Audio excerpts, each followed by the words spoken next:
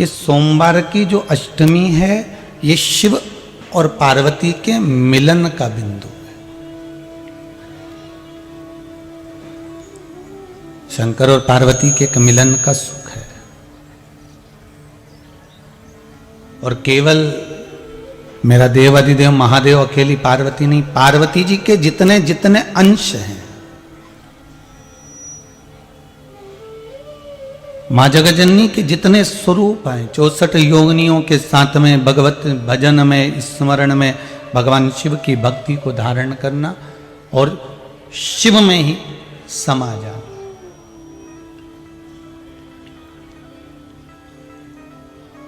आस्था channel के माध्यम से, फेसबुक यूट्यूब के माध्यम से जितने श्रोता भाई बहन भगवान शिव की इस पावन कथा को सुन रहे हैं, उन सब से कहूँगा आज का मौका मत छोड़ना। 7 बेलपत्र, 1 लोटा पानी, 1 जल का पात्र, और उस 7 बेलपत्र में भी मध्य की बेलपत्र में बीच वाली पत्ती पर केसर का भाग घिस कर चंदन बनाकर उससे ओम लिखकर, और दोनों जो पत्तियां हैं उस पर गणेश जी, रिद्धि सिद्धि और माता पार्वती जी का, कार्तिकेय जी का स्मरण कर कर उस पत्ती पर केसर चंदन की बिंदी लगाकर बाबा देव अधिदेव महादेव को अशोक सुंदरी की जगह पर समर्पित करिए। और उसी में से 1 बेलपत्र वापिस बाबा से लेकर आइए कि मेरा ये कार्य है बाबा और आपको करना है। लाखों के दुखड़े जो तू हर गया डमरू वाले, फिर मेरे दुखड़ों को देखकर क्यों डर गया डमरू वाले। बाबा तेरे भरोसे पर यह कार्य किया, तुम्हें साधना है। शिव से निवेदन कर कर 1 बेलपत्र बाबा की वापिस लेकर आए, उसको संजो कर रखे। आपके घर में दुकान भी है, व्यापार भी है, व्यवसाय भी है, सब कुछ है, आपके घर में सब कुछ भरा पड़ा हुआ है, पर उसके बाद भी घर में शांति नहीं है, घर में रत्ती भर भी एक सुख नहीं है, घर के अंदर थोड़ा बहुत भी आनंद की अनुभूति नहीं है। कारण क्या है? क्या कारण हो सकता है ऐसा? ऐसा कारण है क्या? तो कभी अनुभव करिएगा कि हम जो काम कर रहे हैं, हम जो कार्य में लगे हुए हैं, हमारे मन का जो वाइब्रेशन है, हमारे मन का जो तरंग है, हमारे मन की जो सोच है, वो ठीक नहीं बैठ पा रही। घर में रोटी बनाने वाली बहू बना रही है, घर में जेठानी रोटी बना रही है, देवरानी रोटी बना रही है, बहू रोटी बना रही है, उसका वाइब्रेशन से मतलब है एक बहू आई उसने दाल रख दी, दूसरी बहू आई उसने कुकर को उतार दिया, तीसरी बहू आई उसने दाल को छोक दिया, चौथी आई तो मिर्ची काट के चली गई, 5वीं आई तो वो आलू उबाल कर चली गई, 6ठी आई तो उसने सब्जी को बगाड़ दिया, 7वीं आई तो एक ने आटा निकाला, फिर आई तो एक ने आटा उसना, और एक आई तो अपने पति के लिए 4 पराठे सेक के चली गई, और दूसरी आई तो अपने खुद के बच्चों के लिए रोटी का टिफिन बनाकर चली गई। अब ईमानदारी से बोलना, रसोई घर के अंदर जब तुम्हारी सोच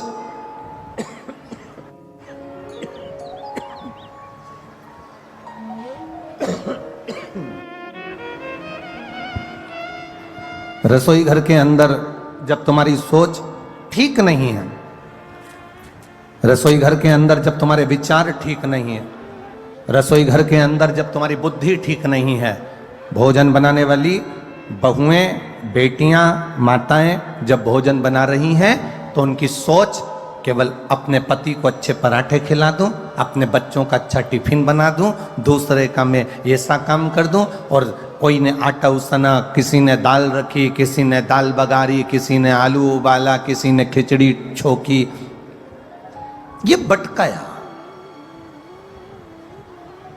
अब लोग कह रहे हैं कि घर में शांति नहीं है, सुख नहीं है, तो उसका केवल एक कारण है कि जो घर की माताएं जो भोजन बना रही हैं, उस समय पर उनकी चित्त वृत्ति, उनकी बुद्धि, उनका मन, उनकी एकाग्रता उस भोजन बनाने में नहीं। आप में से कितने लोग हैं कभी मैनपुरी में कोई मंदिर का भंडारा हुआ हो तो आप लोगों ने पूरी सब्जी खाई हो? किस किस ने खाई है? जरा हाथ उठाओ जरा। खाई है? हमने भी खाई है हो?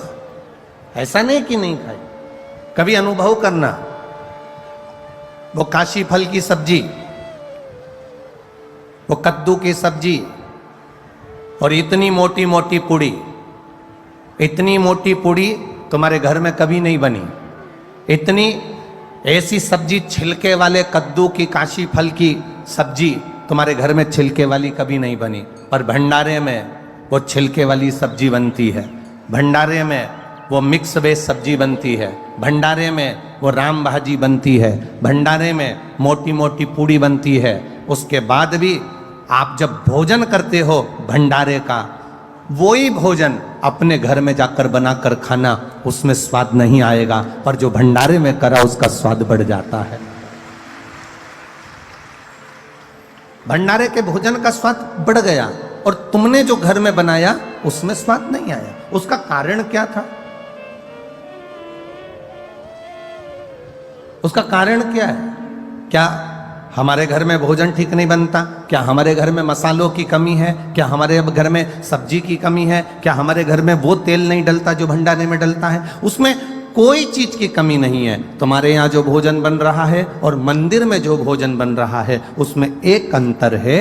मंदिर में जब भोजन बनता है, भंडारे का भोजन बनता है, तो हम ये भाव से बनाते हैं कि भगवान को भोग लगेगा, और घर में जो भोजन बनाते हैं हम इस भाव से बनाते हैं कि मेरे बच्चे का टिफिन अच्छा लगा दूं, मेरे पति के पराठे अच्छे बना दूं, उसके बाद जेठानी आएगी वो बनाएगी चली जाएगी, देवरानी आएगी वो अपना बनाएगी चली जाएगी, सास के लिए 4 रोटी सेक के रख देंगे। अब कोई सास से कहे कि तुम्हें भोजन क्यों नहीं भा रहा, कोई सास से कहे कि तुम रोटी नहीं खाती आजकल, तो सास कैसे कहे कि इस भोजन में स्वाद नहीं आ रहा? क्योंकि तुम प्रेम से देना भूल गई, तुम प्रेम का व्यवहार भूल गई और तुम प्रेम से बनाना भूल गई। जिस दिन तुमने करुणा, प्रेम, वात्सल्यता से ये भोजन सिद्ध करा, उस दिन उस भोजन में अपने आप शुद्धता का भाव आएगा, सुंदरता का भाव आएगा और उसमें स्वाद बढ़ता चले जाएगा।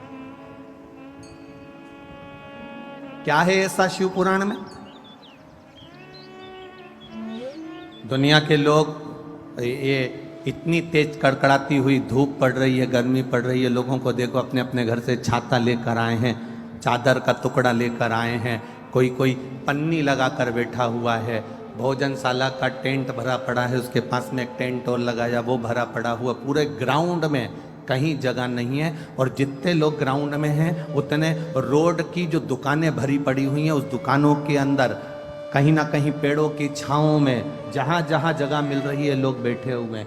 क्या है शिव पुराण में? शंकर की कथा में ऐसा क्या तत्व है? शिव की कथा में ऐसा क्या रस तत्व है?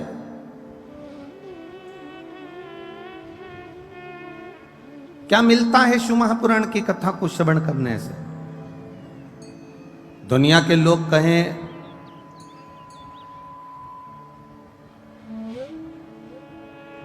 कि भगवान शंकर के पास में कुबेर का खजाना है,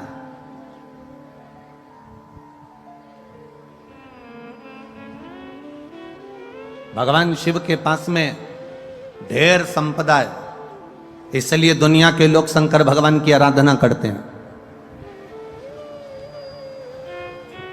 बहुत अच्छे से सुनना महाराज, तब अधिक मास की शिव महापुराण की कथा चल रही है, अपनी जिंदगी में उतारिएगा। लोग कहते हैं शिव जी के पास में कुबेर का खजाना है, शंकर भगवान के पास में अपार धन है, शिव जी के पास में अपार संपदा है, इसलिए दुनिया के लोग शंकर जी का भजन करते हैं, शिव जी पे एक लोटा जल चढ़ाते हैं, शंकर जी की भक्ति करते हैं, इसलिए लोग शिव जी की पूजन करते हैं, उनसे मांगने के लिए, उनसे पाने के लिए। ये दुनिया के लोग समझ नहीं पाए। लोग कहते हैं शिव जी की पूजन इसलिए करते हैं क्योंकि उनके पास करोड़ों का धन है, अंबारियां भरी पड़ी है, लक्ष्मी भरी पड़ी है, संपदा भरी पड़ी है। उन दुनिया के लोगों को बताना कि हम शंकर जी की पूजन इसलिए नहीं करते कि उनके पास कुबेर का खजाना है। दुनिया के लोगों को बताना हम शंकर जी की पूजन इसलिए नहीं करते क्योंकि उनके पास ढेर खजाना है। हम शंकर जी की पूजन इसलिए नहीं करते कि उनके पास में धन और दौलत के भंडार भरे पड़े हैं। हम शंकर जी की पूजा इसलिए नहीं करते कि शंकर जी के पास बहुत सारी संविदा, बहुत सारा सामान, बहुत सारी पूंजी हमारे भोलेनाथ जी के पास में है। हम शंकर जी की पूजन धन को देखकर नहीं करते, हम शंकर जी की पूजन, सनातनी शिव जी की पूजन शंकर का भक्त इसलिए करता है कि शंकर जी के पास इतना होने के बाद भी वो लुटाकर शमशान में रहता है, इसलिए हम शिव की पूजन करते हैं जो दोनों हाथों से लुटाना जानता है। इतनी संपदा होने के बाद खुद अच्छे सोने के महल में रह सकते थे भोलेनाथ, इतनी संपदा होने के बाद, कुबेर का भंडार होने के बाद, खजाना होने के बाद मेरे भोलेनाथ अच्छा महल बना कर रह सकते थे, पर मेरे शंकर भगवान ना महल बना कर रहते हैं, ना बहुत बड़ी अटारी बना कर रहते हैं। मेरे भोलेनाथ तो शमशान का निवास कैलाश के शिखर पर अलमस्त होकर बैठे रहते हैं, क्योंकि हम शिवजी की पूजन उनके खजाने को देखकर नहीं करते, हम शिव जी की पूजन इसलिए करते हैं कि खजाना होने के बाद भी उनके जैसा लुटाने वाला दुनिया में कोई नहीं होगा, इसलिए शिव की आराधना।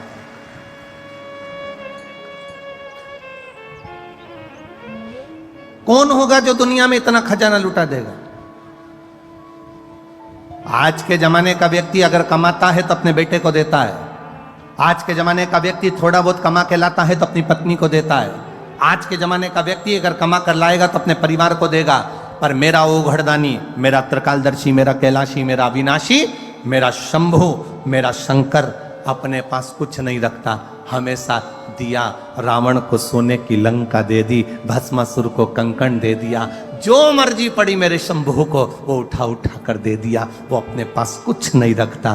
भंडार दुनिया के भरता है, वो तो वीराने का निवास करता है, अलमस्त होकर रहता है, सुख के साथ रहता है।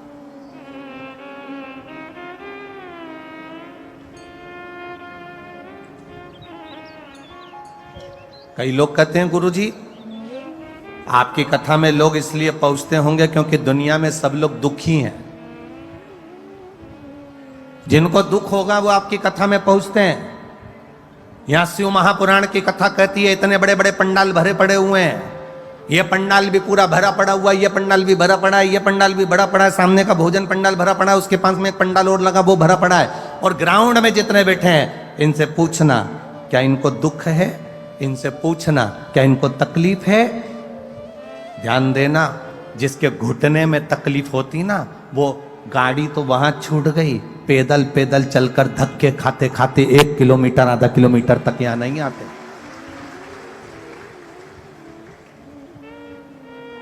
ना तो इनको कोई शरीर में कष्ट है और ना इनके धन की कमी है, संपदा की भी कोई कमी नहीं है इनके यहाँ। तुम ये मत सोचना कि हम एक बिस्कुट का पैकेट दे रहे हैं या हम इनको पानी का पाउच दे रहे हैं या हम इनको पानी की बोतल दे रहे हैं, ये बेचारे गरीब होंगे या साधारण। ना ना ना ना, शंकर का भक्त, शिव का उपासक दुनिया में कभी गरीब नहीं होता। जिसके पास शिव है वो दुनिया का सबसे बड़ा सेठ है, वो दुनिया का सबसे बड़ा करोड़पति है। जिसके पास में शंकर रूपी रत्न भरा पड़ा है, जिसके पास में एक लोटा जल जिसके हाथ में है, समझ लेना उसके पास करोड़ों की दौलत उसके हाथ में है। वो कभी जिंदगी में गरीब नहीं हो सकता, वो आनंदित होता है, वो सुखमय होता है, वो आनंद की राशि होता है,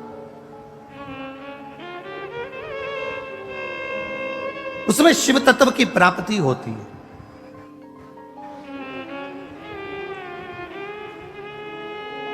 जो दुखी होता है, लोग कहते हैं किसी को दुख होगा ना इसलिए कथा में पहुंचेंगे। ना ना ना, अरे दुख होता तो कथा में आते।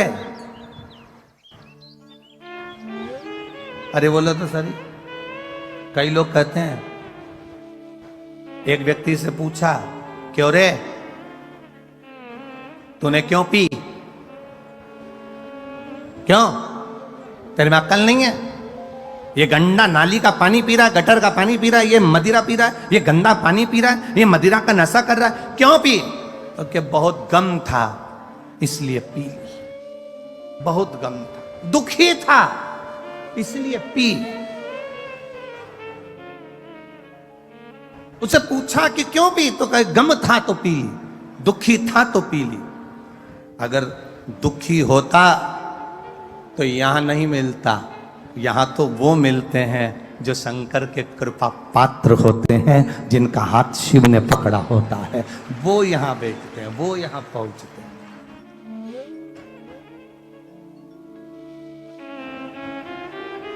वो शिव तत्व है, अवघड़ी है। तेरी कृपा बिना न हिले एक भी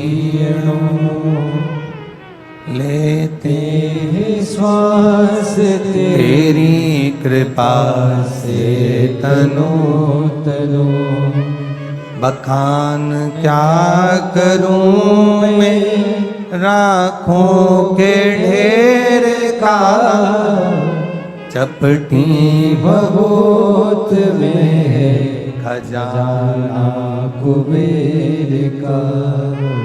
हे गंगाधर मुक्ति द्वार ओमकार तू बोले ओमकार तू आयो शरण तिहारी शंभु तार तार तू। हम करें शिव की आराधना, हम करें भगवान शंकर का भजन, हम करें भगवान शिव की भक्ति, हम करें भगवान शंकर का गुणगान, हम करें भगवान शिव का स्मरण। और वो शिव भक्ति, वो शंकर भगवान का गुणगान, वो भगवान शंकर की अविरल भक्ति हमारे जीवन को सुख प्रदान करने वाले, खींचरा जला, हमारे शिव की भक्ति हमारे जीवन को आनंदता प्रदान करने वाली। आप करो।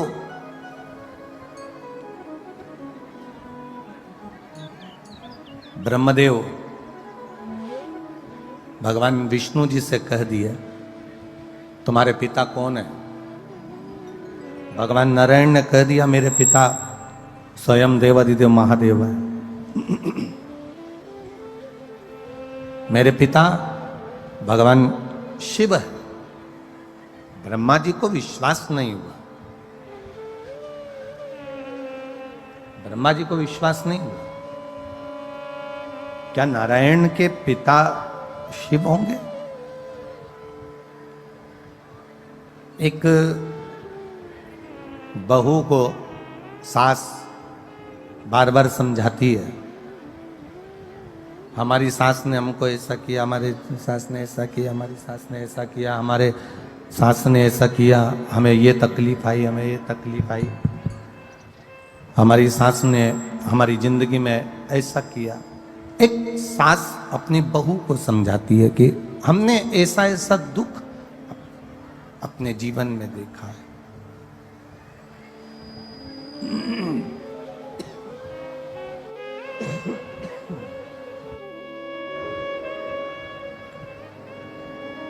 हमने ऐसा ऐसा दुख अपने जीवन में देखा है। हमारी सास का जो स्वभाव था, हमारे सास का जो स्वभाव था, वो बड़ा कठिन था, बड़ा कठोर स्वभाव था। भगवान नारायण ने ब्रह्मा जी से कहा, भगवान नारायण ने ब्रह्मदेव से कहा कि मेरे जो पिता है ना भगवान शिव, वो साधारण नहीं है। ब्रह्मा जी ने भगवान विष्णु जी से कहा, अगर आप कहते हो कि शंकर भगवान आपके पिता हैं, भगवान ब्रह्मा जी कह रहे हैं अगर आप कह रहे हो कि भगवान शिव आपके पिता हैं, भगवान देवादिदेव महादेव आपके पिता हैं, तो ये तो बड़ी आश्चर्य की बात है, बड़ी विचित्र बात है। तो भगवान विष्णु ने कहा, क्यों आपको भरोसा नहीं है क्या, आपको विश्वास नहीं है क्या कि शिव मेरे पिता हैं? ये आपको भरोसा नहीं है, ये आपको विश्वास नहीं है? नहीं नहीं, एक किसी के घर में घुसना और एक किसी के दिल में घुसना, एक घर में प्रवेश करना और एक हृदय में प्रवेश करना बड़ा कठिन है।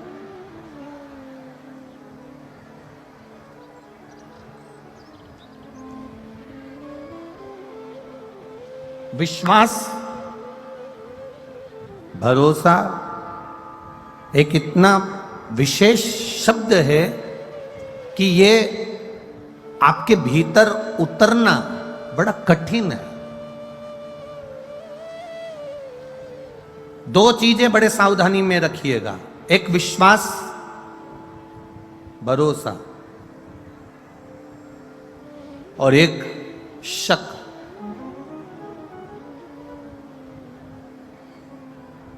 ये दो चीजें बड़ी ध्यान रखने वाली बात है। एक विश्वास, भरोसा, दूसरा है शक, दूसरा है शक करना। ये दो चीजें बड़ी विचित्र है। हर किसी व्यक्ति पर शक भी मत करो, क्योंकि हो सकता है कि वो ठीक हो और आप अपने मन से गलत सोच रहे हो। कोई जरूरी नहीं कि तुमने सोचा वो व्यक्ति वैसा निकल जाए। दूसरा नंबर पर है विश्वास, भरोसा इतनी जल्दी मत करना। एक शक भी इतनी जल्दी मत करना और एक भरोसा भी इतनी जल्दी मत करना। कोई तुमसे मीठी बात करे, बहुत प्रेम की बात करे, और तुम एकदम विचार कर लो कि यही पूरा, इस पे पूरा भरोसा, इस पे पूरा आपका दृढ़ता है। ना ना ना ना, शिव महापुराण की कथा कहती है दो चीजें थोड़ा सा कंट्रोल रखकर चलें, एक शक पर और एक विश्वास पर।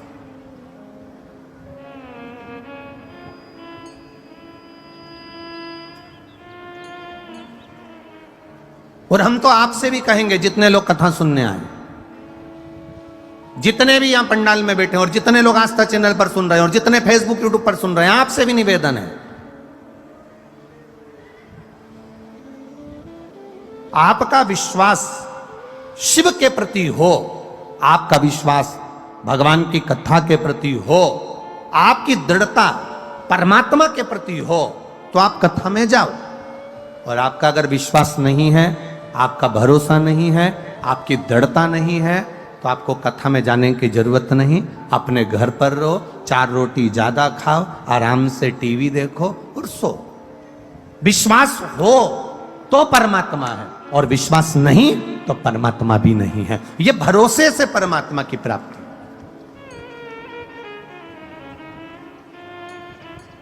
एक विश्वास के साथ अगर आप भगवान की भक्ति कर रहे हो, एक दृढ़ता के साथ आप भगवान का भजन कर रहे हो, एक विश्वास के अनुकूल आप भगवान की भक्ति को धारण कर रहे हो, आप विश्वास के साथ परमात्मा का भजन कर रहे हो, तो ये मानकर चलना कि परमात्मा तुम्हारे साथ में है। और अगर विश्वास नहीं है, भरोसा नहीं है, दृढ़ता नहीं है, तो गए। सती मैया का भोलेनाथ जी पर विश्वास डिग नहीं पाया, सती मैया का भोलेनाथ जी पर भरोसा पूर्ण नहीं हो पाया। सती जी ने शंकर भगवान से कह दिया, आप कह रहे हो कि ये राम है, आप कह रहे हो कि ये परमात्मा है, और ये तो अपनी पत्नी के लिए रो रहा है। अगर ये अपनी पत्नी के लिए रो रहे हैं तो ये परमात्मा नहीं हो सकते। ये माता सती भगवान देवादिदेव महादेव से कर रही है, जिनके साथ रह रही हैं, जिनके सम्मुख हैं, उसके बाद भी उनका विश्वास, उनकी दृढ़ता, उनका भरोसा पक्का नहीं हो पाया। और उन्होंने कह दिया कि ये परमात्मा नहीं हो सकते। तो भगवान ने कह दिया, जाके परीक्षा लेकर आ जाओ, जाकर परीक्षा ले लो। और सती मैया परीक्षा लेने के लिए गई। सती माता परीक्षा लेने के लिए जब गई, सीता जी का रूप रखकर उन्होंने परीक्षा ली, और भोलेनाथ जी को यह ठीक नहीं, विश्वास टूट गया।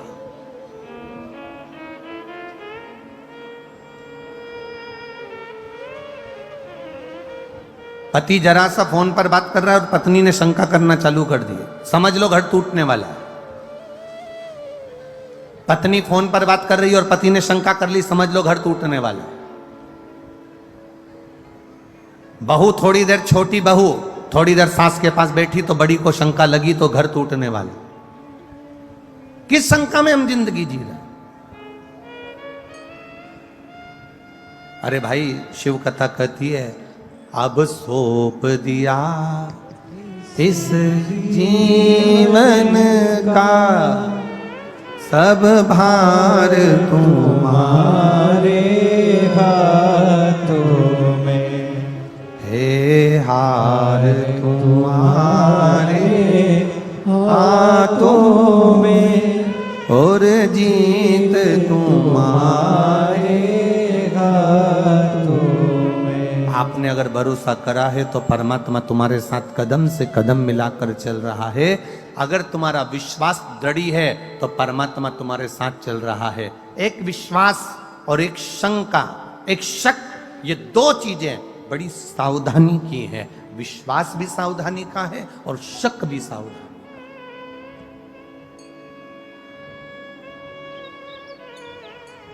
ब्रह्मा जी को विश्वास नहीं हुआ कि शंकर भगवान विष्णु के पिता हैं, ये विश्वास नहीं हुआ। दुनिया के लोगों को भी विश्वास नहीं हुआ था क्या शंकर जी पे एक लोटा जल चढ़ाने से सारी समस्या का हल हो जाता है। दुनिया के लोगों को भी विश्वास नहीं हुआ था क्या बेलपत्र खाने से शुगर और बीपी का लेवल बराबर हो जाता है। एक बेलपत्र शंकर जी पे चढ़ी हुई खाने से क्या थायराइड ठीक हो सकता है। विश्वास नहीं था लोगों को। क्या एक बेलपत्र खाने से सोरासिस की बीमारी ठीक हो सकती है। लोगों को विश्वास नहीं था।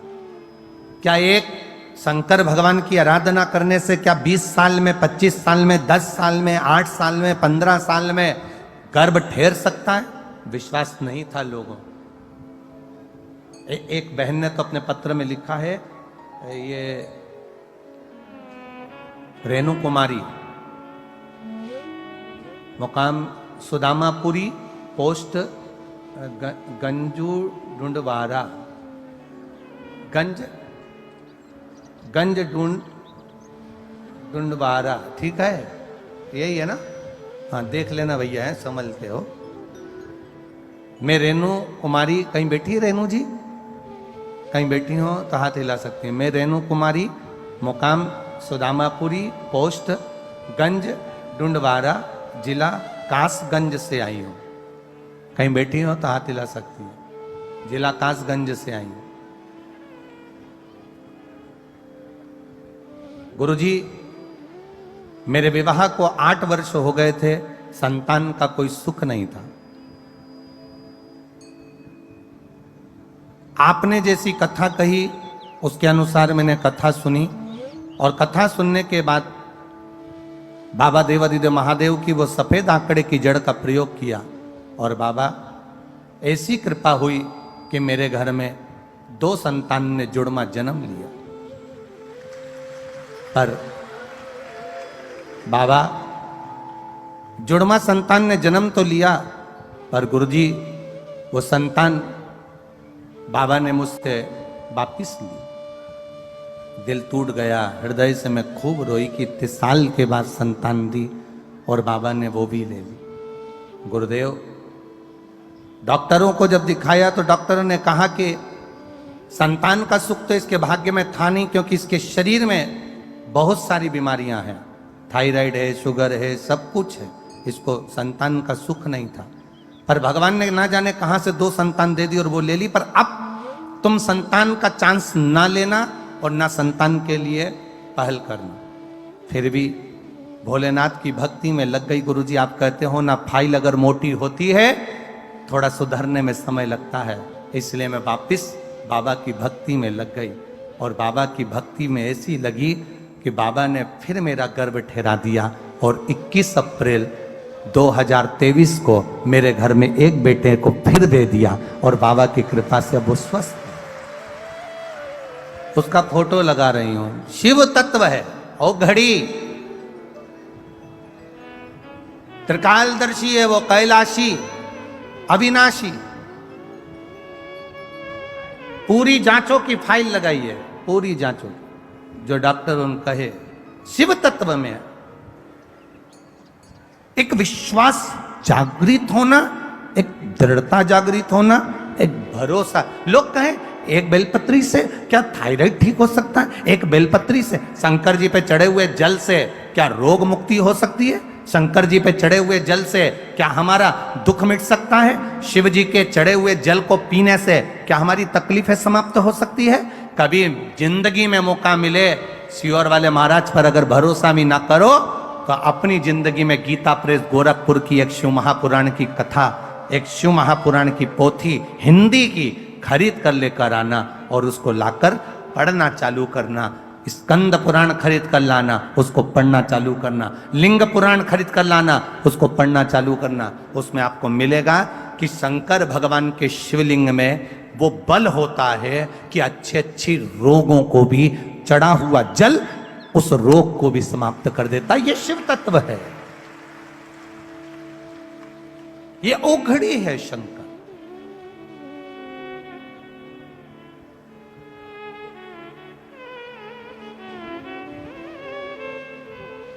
ये आप लोग सुनने बैठे हो कथा, बहुत देखिए, बहुत मैनपुरी वालों बड़े बड़े भाव से आप लोग कथा करवा रहे हो और बड़े भाव से आप अधिक मास के महीने में सुन रहे हो। एक विचार करिएगा कि किसी का मन कथा में लग भी जाएगा और कोई कोई ऐसा होगा जिसका मन कथा में नहीं भी लगेगा। जिसका नहीं भी लगा ना, उसको भी दुख मनाने की जरूरत नहीं है। ये सोच लेना कि उसके दरवाजे तक पहुंच गए ना तो वो तुम्हारे दरवाजे तक पहुंच ही जाएगा। ये इतना अनुभव जरूर रखना। थोड़ा कष्ट हो सकता है, थोड़ी तकलीफ आ सकती है,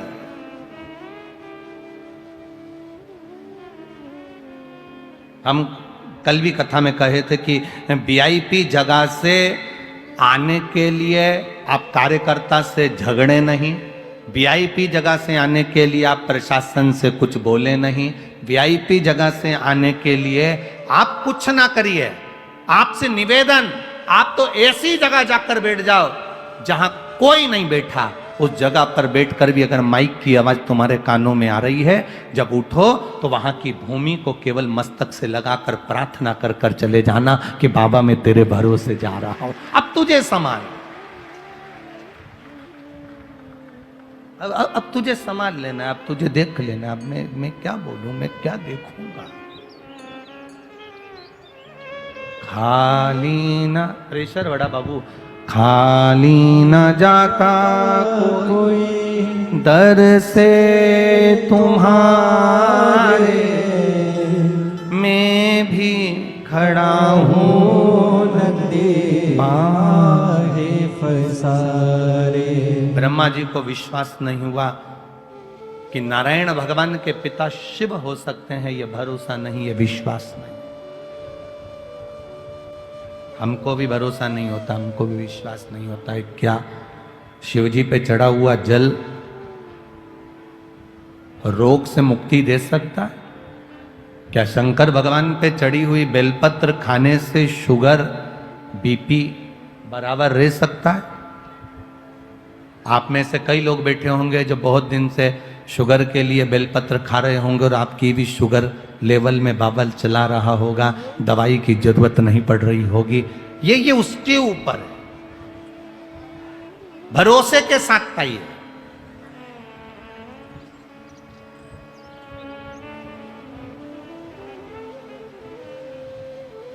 एक बात आपसे पूछें, कभी कभी ऐसा होता है, कभी कभी आपका बुखार नहीं उतरता, कभी कभी आपके शरीर का कष्ट नहीं जाता और तुम डॉक्टर के पास पहुंची ना, और डॉक्टर के पास जाने के बाद तुमने डॉक्टर सामने तुम्हारा हाथ पकड़ा और उन्हें आला लगाया और आला लगाकर तुम्हें चेक करा और तुमसे पूछा क्या क्या तकलीफ हो रही है और तुमने कह दिया साहब मेरे को भोजन नहीं भारिया है और मेरा पेट मरोड़ होता है और तकलीफ होती है और मेरी सांस लेने में दिक्कत हो रही है और सर्दी बहुत रहती है और फेफड़े में कब जमा होता है, मैं बहुत तकलीफ में हूँ। तुमने सब कुछ डॉक्टर को कह दिया, जितना कह सकती थी कह दिया। अब क्या हुआ? डॉक्टर ने गोली दी और गोली तुम कब जाकर खाओगे? घर जाकर। पर ईमानदारी से बोलना, गोली तुम घर पर जाकर खाओगे, गोली खाने के बाद वो असर करेगी, पर तुम डॉक्टर के पास जब पहुंची, जब कैसी हो रही थी, एकदम लुस्त, एकदम ऐसी हो रही थी जैसे मर जा रही, एकदम पड़ी है। और डॉक्टर के यहां पहुंची, पहुंचने के बाद उसने देखा, तुमने उसको सब बता दिया, उसने गोली लिख दी। उसके बाद में तुम जब डॉक्टर के यहाँ से वापस जाती हो, गाड़ी में बैठ कर गई, तब तक तुम्हें इतनी अच्छे लगने लगता है कि मैं थोड़ी थोड़ी ठीक हो गई।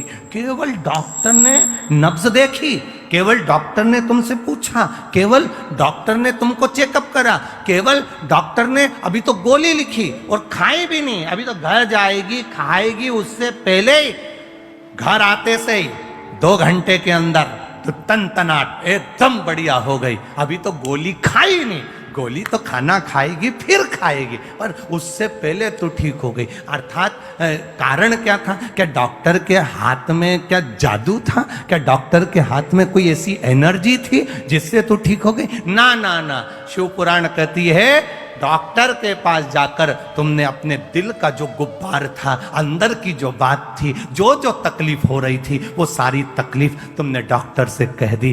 कहकर तुम हल्के हो गए, इसलिए तुम ठीक हो गए। तुम अपने दिल की बात भगवान से कहकर हल्के हो जाते हो। आप अपने मन की बात, अपने हृदय की बात, अपने दिल की बात, अपने भीतर की बात परमात्मा से कहो, हल्के।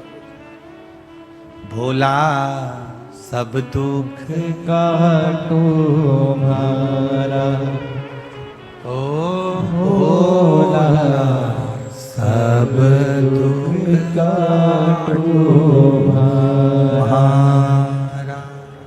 कहकर हल्के हो जाए।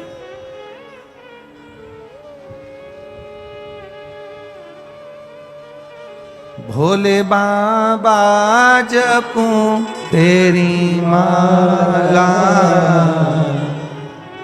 मेरे बाबा जपूं तेरी माला, भोला सब दुख काटो मारा, ओ भोला सब दुख काटो। अपने दिल की बात कहकर हम देवादिदेव महादेव से बोलकर हल्के हो गए।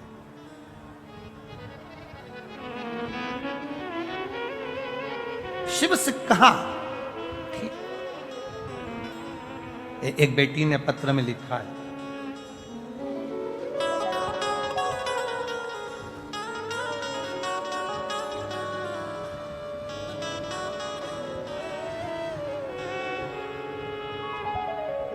ज्योति श्रीवास्तव,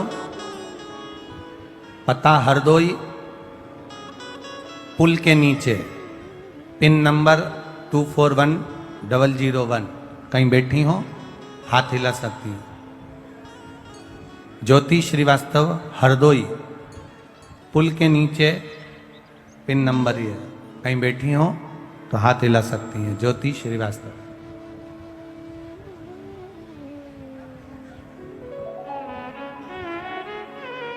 बाबा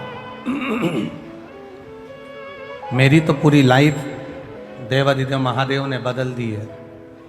मैं क्या वर्णन करूं बाबा। मेरा कहीं सिलेक्शन नहीं हो रहा था। गवर्नमेंट जॉब के लिए मैंने बहुत अप्लाई किया, नहीं हुआ। तब बाबा की कृपा से मेरा स्वास्थ्य विभाग में सिलेक्शन हो गया। मैं बाबा को यहाँ प्रणाम करने के लिए आई हूँ। गुरुदेव,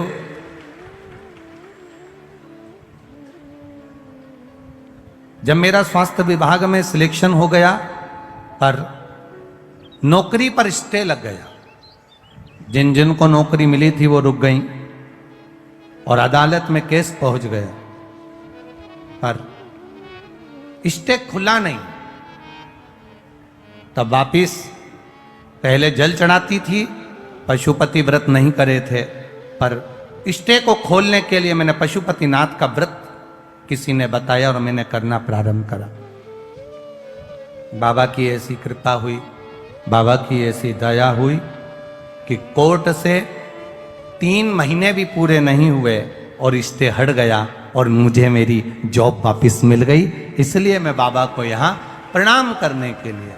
ये शिव तत्व, ये औघड़ी, ये त्रिकालदर्शी, ये कैलाश, भक्ति इसी को कहते हैं, भरोसा इसी को कहते हैं, दृढ़ता इसी को कहते हैं। सब कुछ छूट जाए, सब कुछ चले भी जाए, तो तुम्हारी दृढ़ता, तुम्हारा भरोसा, तुम्हारा विश्वास जाना नहीं चाहिए।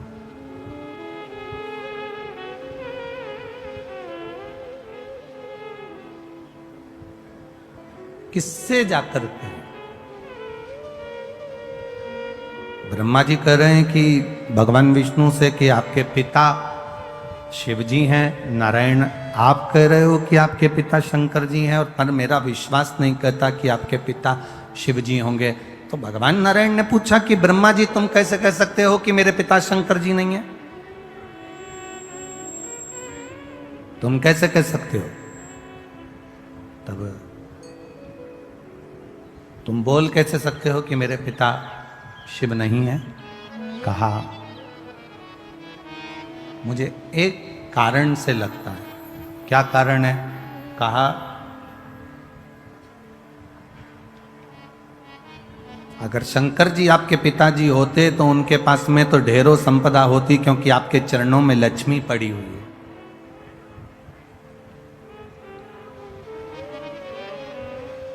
आपके चरणों में लक्ष्मी है, आप वैकुंठ का निवास करते हो, आपके पास में ढेरों संपदा है, आपके पास में ढेरों सुख है, लक्ष्मी है, अष्ट लक्ष्मी आपके पास में विराजमान है, ढेरों संपदाएं आपके पास में विराजमान है, ढेरों संपत्ति आपके पास में विराजमान है। और आपके पिताजी भगवान देवादिदेव महादेव को देखो तो कैलाश पर रह रहे हैं, शमशान में रह रहे हैं। उनके पास में क्या है? गले में सांप पड़ा हुआ है, धतूरा रखा हुआ है, बेलपत्र रखी हुई है, गंगा जी का जल रखा हुआ है, मुंडों की माला, रुद्राक्ष की माला, केवल यही उनके पास में।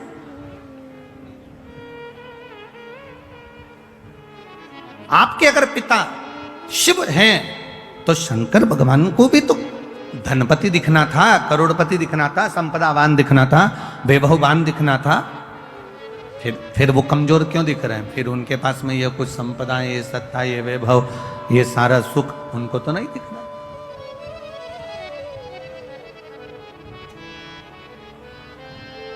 भगवान नारायण ने भगवान ब्रह्मा जी से कहा, भगवान नारायण भगवान ब्रह्मा जी से कहते हैं कि ब्रह्मा जी तुम समझ नहीं सकते कि शिव है क्या।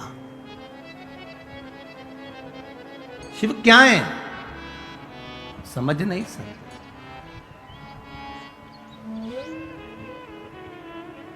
अरे तेरा ही दिया मैंने खाया पिया है, तेरा शुक्रिया है, तेरा शुक्रिया है। मुझे भोले बाबा ने बहुत दे दिया है, तेरा शुक्रिया है, तेरा शुक्रिया है। ये जायदाद दी है, औलाद दी है, ये जायदाद दी है, औलाद दी है। मुसीबत में हर वक्त इमदाद दी है, मुसीबत में हर वक्त इमदाद दी है। तेरा ही दिया मैंने खाया पिया है, तेरा शुक्रिया है, तेरा शुक्रिया है। ब्रह्मा जी ने कहा मैं विश्वास नहीं करता। एक पर्वत जिसको घुमाना भगवान विष्णु ने और भगवान ब्रह्मा ने प्रारंभ किया, पर्वत घुमाते घुमाते घुमाते घुमाते अग्नि का खंभ प्रकट हुआ, एक लिंगायत आकृति प्रकट हो गई, शिवलिंग प्रकट हो गया। शिवलिंग प्रकट हुआ तो ब्रह्मा जी ने कहा इनका सिर कहाँ, पाँव कहाँ? ब्रह्मा जी शिव जी का सिर देखने के लिए आकाश मार्ग से ऊपर की ओर बढ़े। ब्रह्मा जी जब ऊपर की ओर बढ़े, भगवान नारायण शंकर भगवान का चरण ढूंढने के लिए नीचे की ओर गए। भगवान विष्णु को शंकर भगवान का चरण नहीं मिला।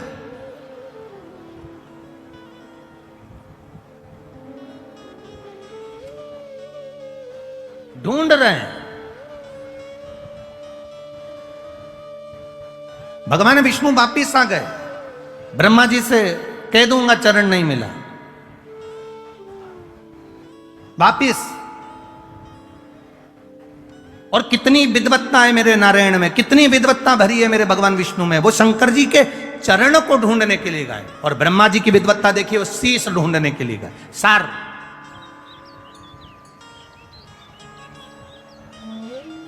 जरा विचार करिएगा, पहले भी कथा में कहा है, आज फिर कह रहे हैं। पहले के समय में इतना बड़ा क्रीम का डब्बा आता था, ऐसा गोल मुंह का बड़ा सारा, उसमें से ऐसे क्रीम निकाल लो और अपने चेहरे पे लगा लो और डब्बा बंद कर दो।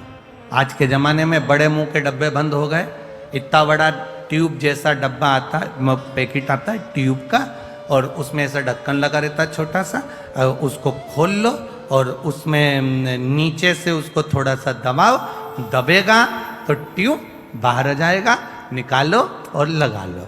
पहले इतना बड़ा डब्बा आता था, इसमें ऐसे उंगली डाल के निकालना पड़ता था। अब क्रीम जैसा आता है ऐसा लंबा, उसको बस ढक्कन खोल के नीचे से दबाओ और वो क्रीम निकल के बाहर और अपने चेहरे पे लगा लो। कितनी ज्ञान की बात इस डब्बे में और इस क्रीम में है।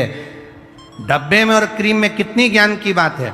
यहाँ क्रीम को नीचे से दबाओगे तो ऊपर से क्रीम बाहर आ जाता है। उसी तरह माता पिता के चरण जब तुम दबाओगे तो मुख से आशीर्वाद बाहर आ जाता है। ये शिव तत्व का बोल बम का नारा है। जब दबे नीचे से चरण, क्रीम बाहर, थोड़ा सा ट्यूब दबाया, ट्यूब बाहर।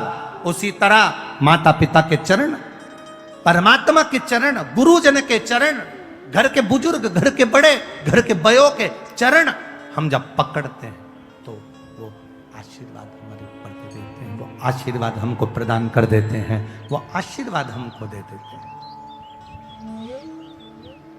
देते हैं। आप एक प्रैक्टिकल करिए। आप किसी को भी, किसी चलते जिसको नी भी पहचानते ना, उसको भी सिर पे पल्लू लेकर आप एक बार प्रणाम तो कर लो। आप अगर एक बार प्रणाम कर लोगे ना, आप जिसको नहीं भी पहचानते और उसको अगर आपने प्रणाम कर लिया ना, नहीं पहचानते और उसके बाद भी अगर आपने प्रणाम कर लिया तो आशीर्वाद तो दे ही देगा। क्या बोलेगा? खुश रहो, दूध नहाओ, तो प्रसन्न रहो, आनंद में रहो, खुश रहो, स्वस्थ रहो, आशीर्वाद तो दे ही दे।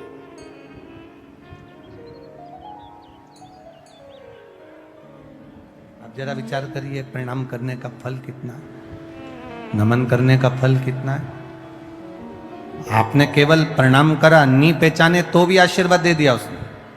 शिव जी के चरण ढूंढने के लिए भगवान नारायण गए, वापिस आए, ब्रह्मा जी गए, शीश नहीं मिला, गौ माता को लेकर आ गए, केतकी के फूल को लेकर आ गए, दोनों को लेकर सामने खड़े हो गए। भगवान विष्णु से पूछा कि चरण मिला? भगवान नारायण ने कह दिया नहीं मिला। शंकर भगवान के सामने भगवान नारायण ने एक शब्द सत्य का बोल दिया, इसलिए उनका नाम सत्य नारायण पड़ गया।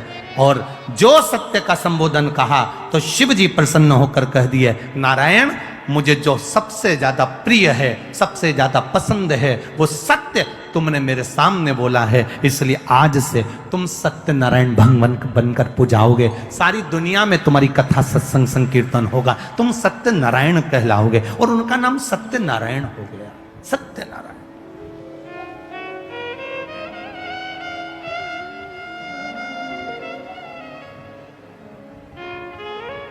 ब्रह्मा जी से पूछा, ब्रह्मा जी से कहा कि ब्रह्मदेव अब आप ये बताइए कि आपको शीश मिला है, आपको क्या भगवान शंकर का सिर मिला?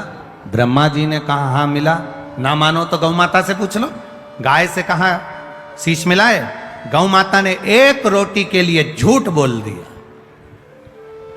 झूठ बोला। शंकर भगवान ने श्राप दे दिया कि तेरा पूरा शरीर पूजाएगा पर तेरा मुख अपूज्य रहे।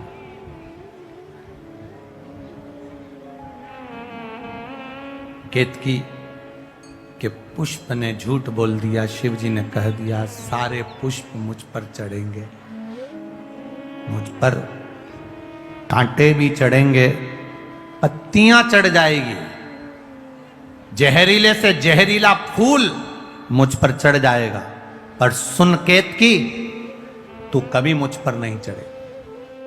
श्राप दे दिया। फिर भी ब्रह्मा नहीं माने तो आखिरी में उन्होंने फिर झूठ कह दिया। शिव जी ने पांव के अंगूठे से नख तोड़कर फेंका और फेंकते से ही काल भैरव को प्रकट करा। काल भैरव ने नख से ब्रह्मा जी का एक सिर काट दिया। कर्मनाशा नदी प्रकट हो गई। ब्रह्मा जी झूठ बोलते बोलते लुढ़कते रहे। तब भगवान विष्णु ने उनके लिए प्रार्थना करी। उनके शीश से बट का पेड़ बना, बट वृक्ष।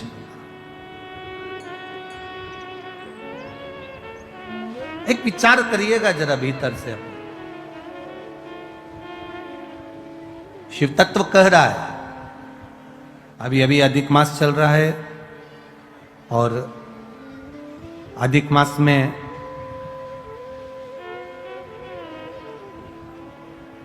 प्रयास करिएगा कि जितना बन सके अपनी जिंदगी में उतना शिव तत्व को प्राप्त करने का प्रयास करिए। एक जुआरी जरा सा फूल पत्ती भगवान पर फेंक देता है और वो राज सिंहासन पर जाकर बैठ जाता है। तो ये जो सावन का महीने में जो अधिक मास आता है ये कोई साधारण नहीं है महाराज। सावन के महीने में जो अधिक मास आता है ये कोई साधारण नहीं।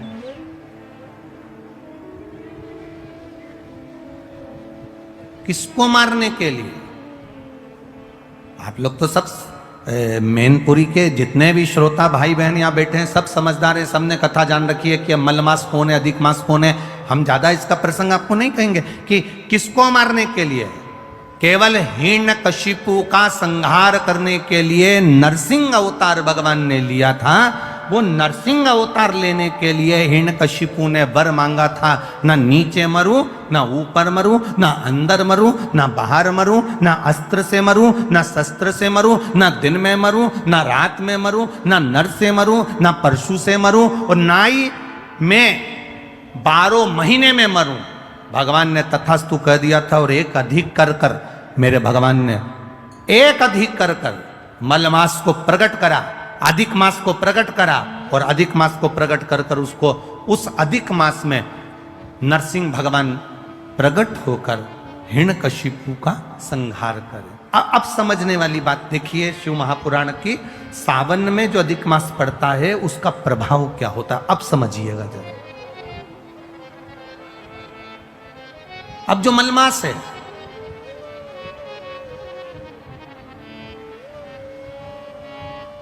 इसको मलमास कहते हैं। एक अधिक हो गया, 12 महीने से एक अधिक हो गया मलमास।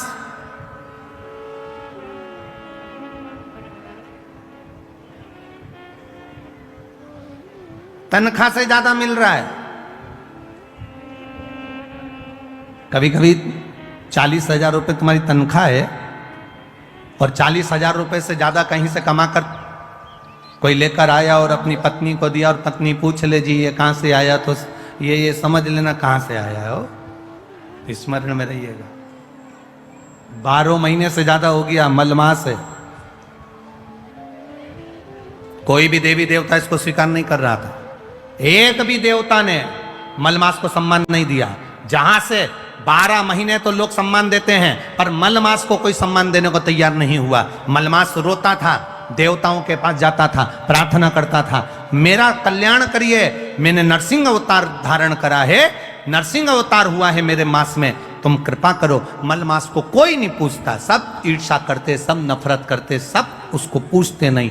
तब आखिरी में देव ऋषि नारद ने कह दिया तुम एक काम करो, जैसे ही श्रावण का महीना आए, सावन के महीने में मलमास तुम शंकर की आराधना में लग जाना। क्या होगा उससे?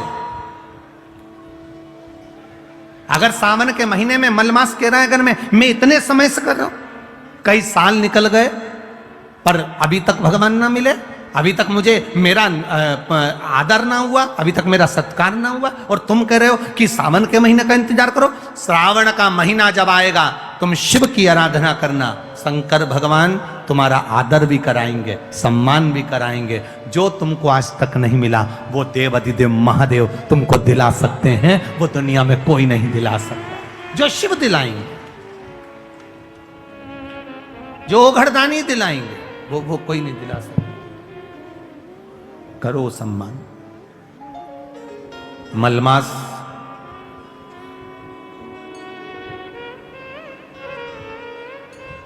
मलमास रो रहा है। सावन का महीना, आपको पहले भी कथा में कहा था, सारी समस्या का हल, जम के बोलो, जरा जम के बोलो, एक लोटा जल। पर सावन के महीने में, अरे जम के तो बोलो, 2 लोटा जल। अब तुमसे कोई पूछे कि ये लोगों को तो बुद्धि ना जाने दुनिया के लोगों की कहाँ चली गई, हमें तो स्मरण में नहीं आता।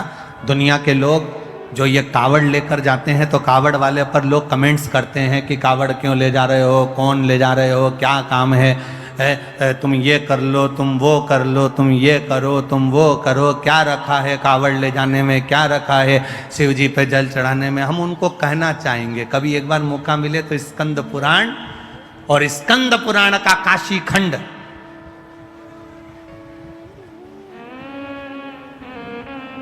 कभी मौका मिले तो स्कंद पुराण पढ़िएगा और स्कंद पुराण का काशी खंड पढ़िएगा। और कभी मौका मिले तो भगवान शिव के प्रागट्य की ये कथा, ब्रह्मा और विष्णु के घर्षण की कथा का स्मरण करिए, कभी मौका मिल जाए। कितना सुंदर कहा।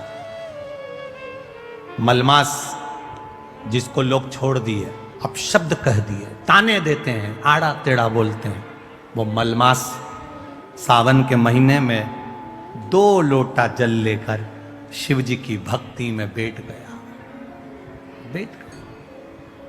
शिव की भक्ति, आराधना कर, शिव जी की भक्ति कर, आराधना कर। 2 लोटा जल हाथ में लेकर बैठा है, आराधना कर। सावन का महीना पूर्ण होने वाला है और मलमास भगवान शिव की भक्ति में लगा तो शंकर जी के नेत्र खुल गए। शिव जी ने जाकर पूछ लिया, भगवान देवाधिदेव महादेव ने जाकर, भगवान शंकर ने जाकर पूछ लिया, आखिर बात क्या है। मलमास नेत्र बंद कर हाथ में जल लेकर बैठा, शिव जी को समर्पित करने के लिए शंकर की भक्ति में डूबा था, शिव नाम की भक्ति में तल्लीन।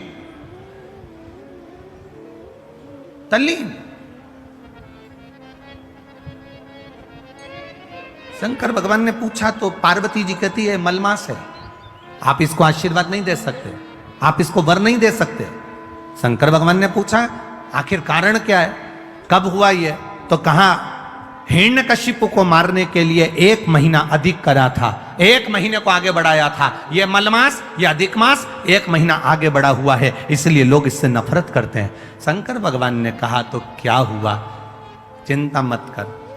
मलमास के पास शिव जी गए, शंकर भगवान को आते हुए देखकर मलमास ने जल का पात्र ढोल दिया, जल का पात्र ढोल दिया। शिव जी ने पूछा क्या चाहिए तुझको, क्या चाहिए, बोल। मलमास कहता है कि मुझसे लोग नफरत करते हैं।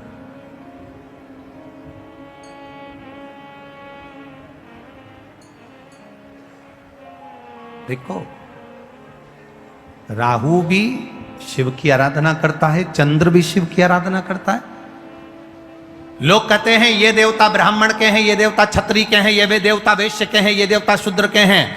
शिव महापुराण की कथा कहती है दुनिया के लोगों ने देवताओं को भले बांट लिया हो, कोई ने कह दिया राम जी क्षत्रिय है, तो कोई कहे भगवान कृष्ण ये है, तो कोई कहे भगवान ये है।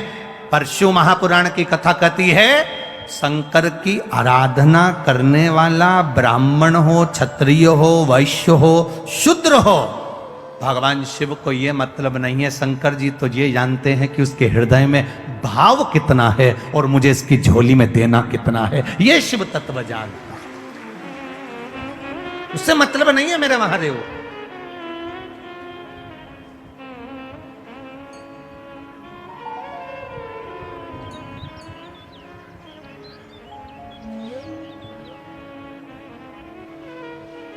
शिव जी को उससे कोई मतलब नहीं। तुम क्या कर रहे हो?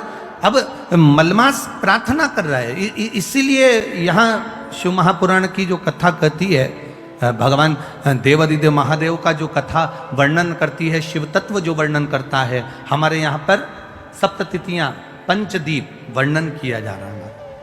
बहुत ध्यान देना महाराज, सावन के महीने में जो अधिक मास पड़ता है उसमें 7 जगह अर्थात 7 तिथियां ऐसी हैं जिस दिन 5 दीप का वर्णन किया गया है हमारे शास्त्रों में। अब बहुत सावधानी से सुनिएगा। पहली है पंचमी तिथि। अधिक मास सावन का जब मेल हो, अधिक मास सावन के महीने में अगर पड़े और पंचमी तिथि आप अगर शुरू की, मतलब आज भी पंचमी है, मान लो आज की पंचमी अगर आप नहीं कर पाए तो अगली जो पंचमी आ जाए अधिक मास के महीने में, आप वो भी कर सकते।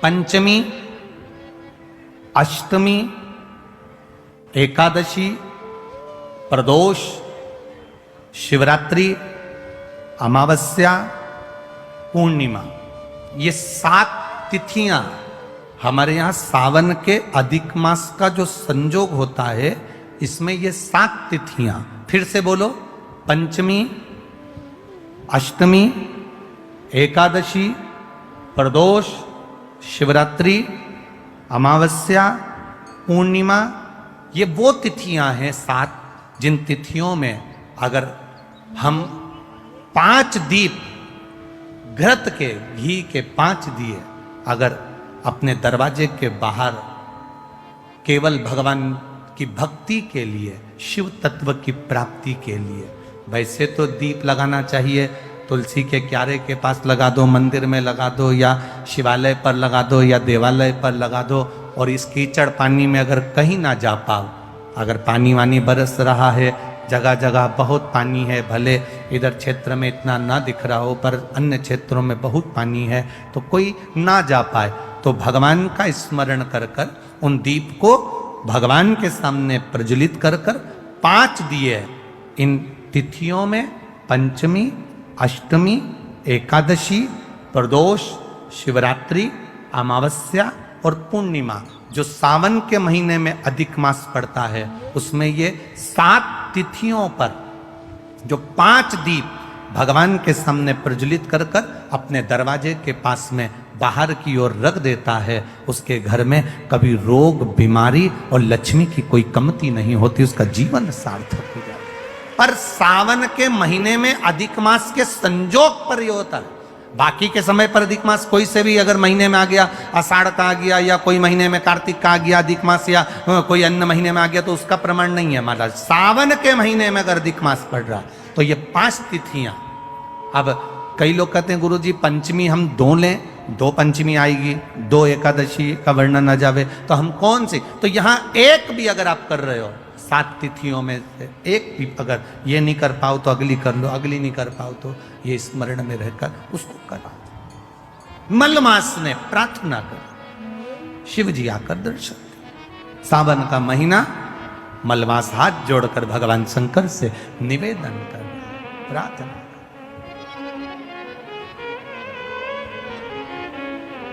शंभु शरणे पड़े मांगूं घड़ी रे घड़ी दुख कारो, दया करी ने दर्शन आपो।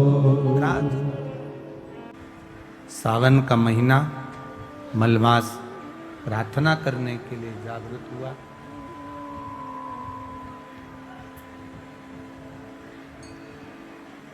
शिव जी ने आके दर्शन दिए।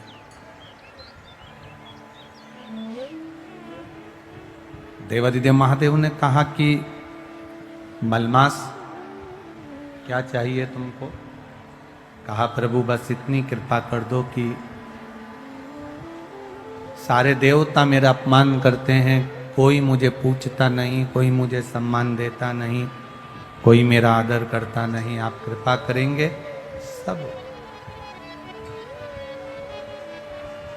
आप अगर दया करेंगे तो सब होगा। जा पर कृपा राम की होई, ता पर कृपा करे सबको। अगर आप कहेंगे तो सब कुछ हो सकता है। अब शिव जी ने कहा एक काम करो, चलो मेरे साथ, मेरे साथ चलो। भगवान नारायण के पास में लेकर चलेगा।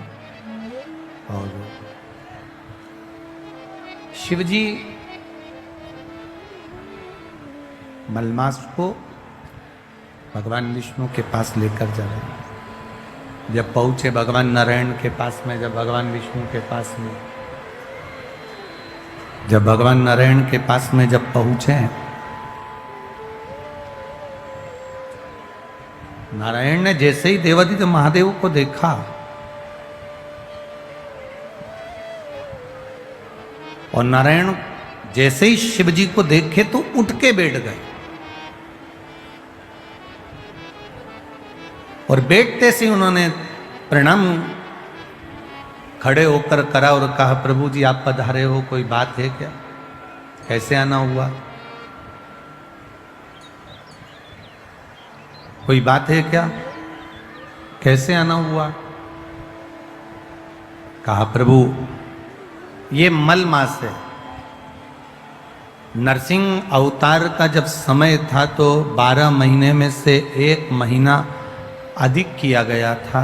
उस अधिक मास को मैं लेकर आया हूं क्योंकि इसने मेरी शिव भक्ति करी, इसने भजन किया, इसने स्मरण किया, इसलिए मैं उसको लेकर यहाँ पहुंचा हूं। मैं उसको लेकर यहां पर आया हूं। आप कृपा करिए जिससे ये मलमास को भी सम्मान मिले, ये अधिक मास का भी आदर हो, सम्मान हो, सत्कार। भगवान नारायण ने, भगवान विष्णु ने शिव जी के कहने पर अपना पुरुषोत्तम नाम, जो अपना खुद का पुरुषोत्तम नाम है, भगवान नारायण ने वो पुरुषोत्तम नाम उस मल मास को दे दी। अब देखिएगा जरा, ये शिव की कृपा से, ये शंकर जी की उदारता से, ये शंकर भगवान की करुणा से प्राप्त हो। सावन के महीने में जो अधिक मास पड़ता है, एक भाव आया है, देखिए किसी ने पत्र में लिखा,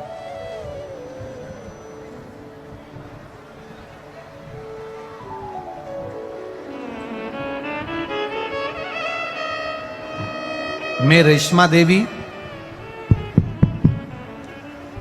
श्री राम प्रकाश जी उपाध्याय, ग्राम वेदपुरा, जैतपुर, बाहा तहसील, आगरा से आई हूँ। कहीं बैठी हो तो हाथ हिला सकती हैं, जहाँ कहीं भी बैठी हो अपना हाथ हिला सकती हैं।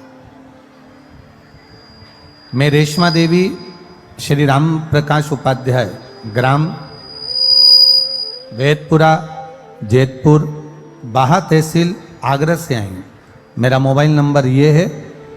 मेरे पति जिनकी उम्र 80 वर्ष हो चुकी है, उनके पेट में एक गेंद के बराबर एक गठान हो गई थी, जिसे कई डॉक्टरों को दिखाया तो उन्होंने कैंसर की गठान बताई।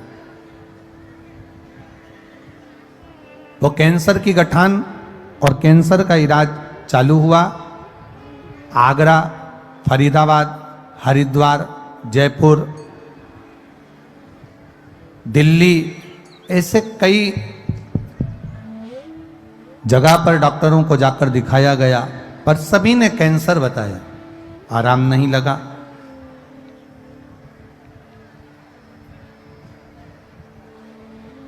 तब किसी के कहने पर शिव महापुराण की कथा सुनना प्रारंभ करा और बाबा पर 1 लोटा जल चढ़ाना प्रारंभ करा। गुरुदेव,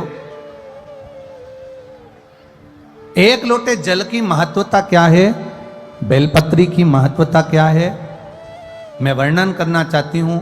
मेरे पति की उम्र 80 साल है और कैंसर जैसी बीमारी से जूझ रहा है और उसको 1 बेलपत्र शिव जी की चढ़ी हुई और 1 लोटा जल शंकर जी को चढ़ाया हुआ, उसमें से थोड़ा सा जल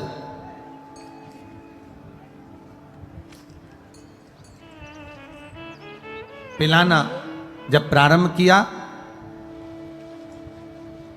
1 लोटा जल और बेलपत्र देना चालू करा। बाबा की कृपा का मैं क्या वर्णन करूं गुरुदेव। दूसरी बार जांच आगरा में कराने के लिए गए तो बाबा की कृपा से उनका कैंसर समाप्त हो चुका था। इसलिए मैं बाबा को नमन करने पूरी रिपोर्ट के साथ में आई हूं कि मेरे पति का जो कैंसर समाप्त हुआ उसकी भी जांचें और पूरी रिपोर्ट मैं लगा रही हूं। ये शिव तत्व, ये औघड़ी, ये दयालु, ये दाता है। आप ही हैं? अच्छा, आपकी मम्मी है वो? अच्छा अच्छा, श्री शिवाय नमस्ते। ठीक है, बधाई।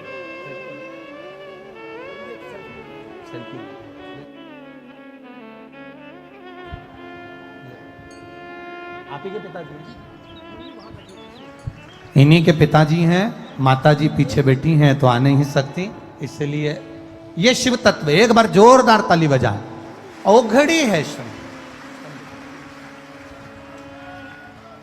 शिव औघड़ी है।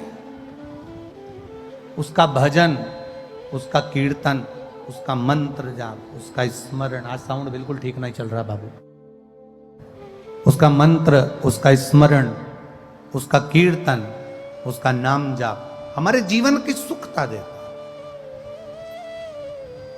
ये 7 जगह पर जो दिए सावन की अधिक मास में हम जो लगा रहे हैं, 7 जगह पर जो पंचदीप का जो वर्णन कर रहे हैं, ये हमारे जीवन में, हमारे घर में आने वाले दुख, तकलीफ, कष्ट, रोग, बीमारी को बाहर करने के लिए और हमारे जीवन में सुख का अनुभव करने के, आनंद का अनुभव करने के। शिव कथा कहती है, भगवान शंकर का संवाद कहता है, शिव महापुराण की कथा वर्णन करती है। स्वयं शिव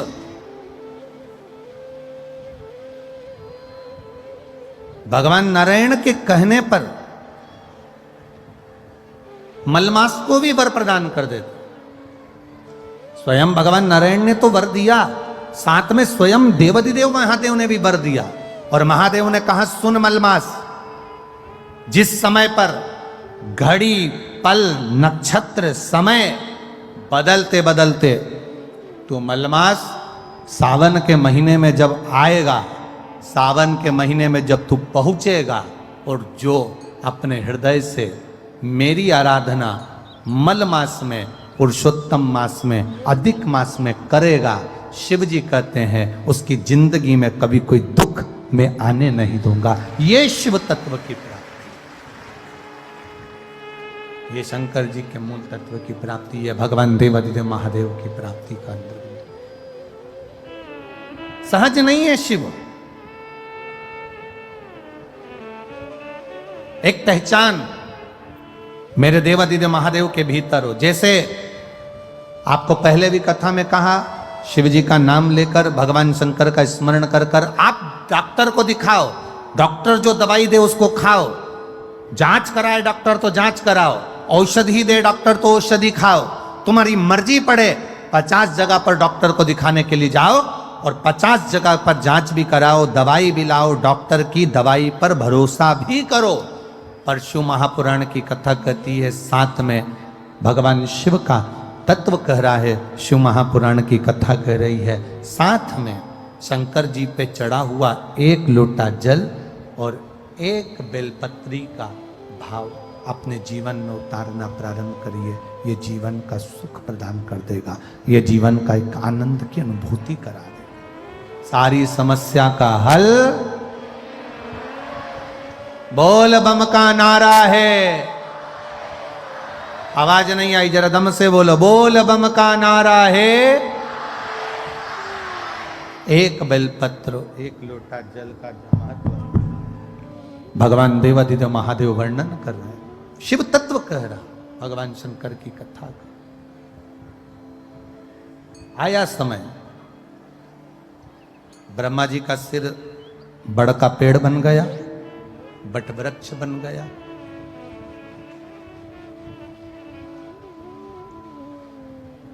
आराधना करी, भगवान ब्रह्मा जी से कहा अर्धनारीश्वर स्वरूप का दर्शन किया जाए। पहचानना शिव जी को कठिन है। एक बात बहुत ध्यान लगाकर सुनना, बैंक में एक मशीन होती है, बैंक के अंदर एक मशीन होती है, जिस मशीन में नोट की अगर गिनती चलती है तो नकली नोट अपने आप बाहर हो जाता है। बोलो सही है? अरे बोलो तो जम के, सही है ना? हमारे सामने अगर नकली नोट आ जाए तो हम नहीं पहचान सकते, हमारे सम्मुख में अगर नकली नोट आ जाए तो हम नहीं जान सकते। पर बैंक में एक मशीन होती है, उस मशीन पर अगर नोट गिनती हो रही है और उस नोट में अगर नकली नोट आ जाता है तो वो मशीन उस नोट को बाहर कर देती है। नकली है इसलिए बाहर कर देती। जितने शंकर भगवान के उपासक होते हैं, जितने भगवान शिव की आराधना करने वाले होते हैं, शिव भक्ति में डूबने वाले होते हैं, शंकर का गुणगान करने वाले होते हैं, शंकर की भक्ति में डूबने वाले होते हैं, जैसे नोट की मशीन में से नकली नोट बाहर हो जाता है। शिव महापुराण की कथा कहती है, शंकर का गुणगान करने वाला जब रोज रोज शिव के मंदिर में जाता है तो उसके जीवन का दुख भी मंदिर के बाहर हो जाता है, उसके घर से बाहर हो जाता है, उसके जीवन का दुख समाप्त।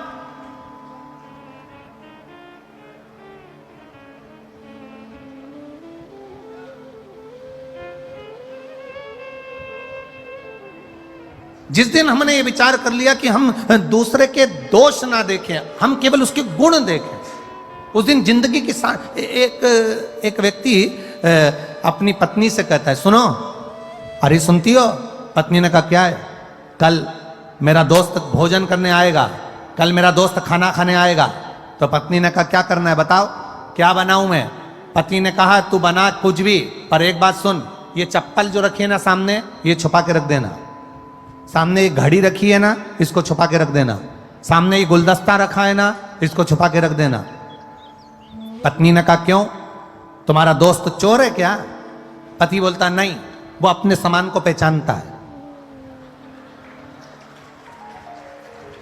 हम दोष देख रहे हैं, वो अपने सामान को पहचानता है। मतलब चोर वो नहीं है, चोर मैं हूं। ये वो अपने सामान को पहचानता है। मतलब शिव कथा कह रही है, हमने अभी तक क्या देखा? उसने हमारा बुरा कर दिया, किसी ने हमारे दरवाजे पर नींबू पटक दिया, किसी ने हमारे दरवाजे पर मिर्ची पटक दी। कहाँ हम पड़े हैं? इतने चतुर होने के बाद, इतने विद्वान होने के बाद भी आज भी हम उस भ्रम में पड़े हैं कि किसी ने नींबू काट के पटक दिया, किसी ने मिर्ची काट के पटक दी। अरे तुम्हें दरवाजे पर लिख देना चाहिए, एक नींबू से काम नहीं चलेगा, 12 नींबू एक साथ पटको तो अचार डाल के खा जाऊंगी। किस भ्रम में जी रहे हैं हम? ढोंग और प्रपंच की जिंदगी से बाहर निकलो, भ्रम की जिंदगी से बाहर निकलो। किसी ने नींबू पटक दिया तो दुख हो रहा है, किसी ने मिर्ची पटक दी तो दुख हो रहा है, किसी ने कुछ कह दिया तो दुख हो रहा है, दरवाजे पर कोई सिंदूर पटक गया तो सोचने में आ गया कहां जाऊं, किससे कहूं, दुख हो रहा है। शिव महापुराण की कथा कहती है, मेरा देव अधिदेव महादेव शिवालय में रहता है। शंकर का जो मंदिर होता है उसको मंदिर नहीं कहते, उसको शिवालय कहते हैं। शिवालय मतलब जहां मेरा शंकर रहता है वो शिवालय कहलाता है। शिवालय का मतलब होता है उसमें भूत प्रेत डाकनी पिशाचनी देवता देवी देव सब कोई, पित्र आदिक आदिक जितने देव हैं, संसार के 33 कोटि देवी देवता जितने भी हैं, सब देवादिदेव महादेव के पास आते हैं, सब भगवान शंकर के पास आते हैं, सब भगवान शिव के पास आते हैं, सब भगवान की शरणागति में आते हैं। जितने भी देव हैं, जितने देवता, चाहे वो असुर भी हैं, राक्षस भी हैं, कोई भी है, वो शंकर की शरणागति में आ रहा है। तो शिव में निवास कर रहे हैं, शंकर भगवान शिवालय में रह रहे हैं। गला पकड़ रहा है बाबू, माइक बहुत। शंकर भगवान शिवालय के अंदर निवास करते हैं, भगवान शिव शिवालय के अंदर रह रहे हैं, सब कुछ है वहां, सब विराजमान है वहां पर, कोई खाली, सब बैठे। अब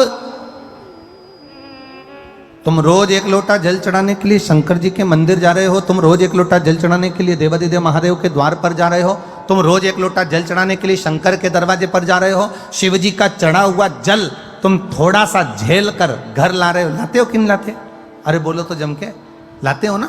थोड़ा सा जल झेल कर अपने घर लेकर आते हो, उस जल को अपने घर पर छीट देते हो, लोगों को आचमन करने के लिए, पीने के लिए दे देते हो। ईमानदारी से बोलना, सारे भूत, सारे प्रेत, सारी डाकनी, सारे पिशाच, सारे देवता, सारे असुर, सारे ग्रह, सारे नक्षत्र जब शंकर जी के पास हैं और तुमने उसको जल चढ़ाकर अगर लेकर आ गए, फिर दुनिया में किसकी सामर्थ्यता है जो तुम्हारा बुरा कर दे, अगर काल अधिपति तुम्हारे साथ नहीं। अकाल मृत्यु वो मरे जो काम करे चंडाल का, काल उसका क्या बिगाड़े जो भक्त हो महा काल का।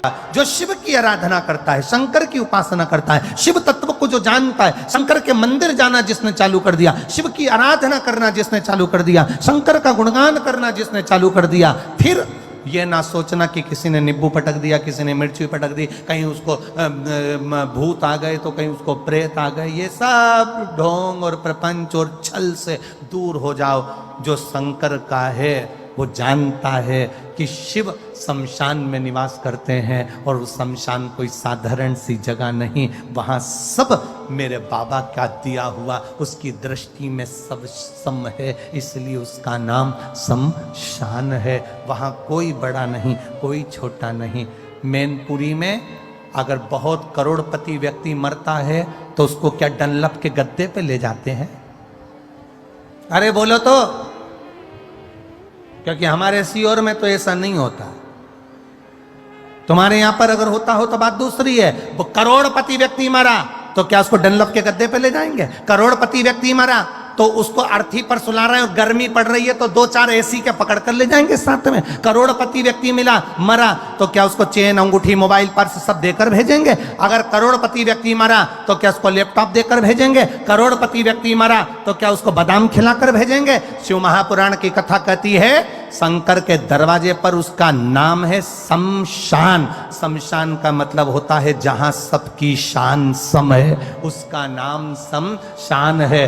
सब अमीर हो, गरीब हो, सब सम है उसके दरवाजे पर, इसलिए उसकी शान सबकी सम रखता है। वो शमशान है, वो शिवता धाम है, वो शंकर की चौखट है। एक पत्र है, देखो,